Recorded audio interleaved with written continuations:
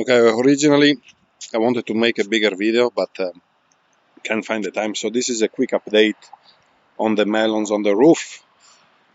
And so we got, as you can see, this reflex is the water, like I say. We just had a rain, so the water collect here. And I have the grow bag right there that use that water up. I put some crates to keep a portion of the vine above the water, at least, probably by tomorrow, if there's the sun, the water is going to be gone. But on this vine, we have a nice melon growing right here.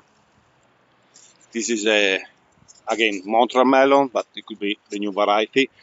We'll see, it looks a bit different from the others, so maybe this is an original one, like the green flesh one. On the other side, right here, where you can see a little bit better the system with the grow bags, the water collection. I put some 2x2 just to keep some vines up.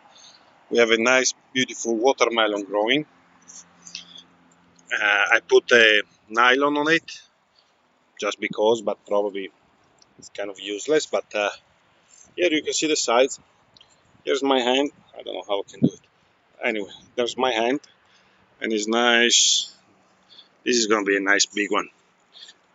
It's growing nicely. It's going to have a long way to go still, but that's the two melons from the roof.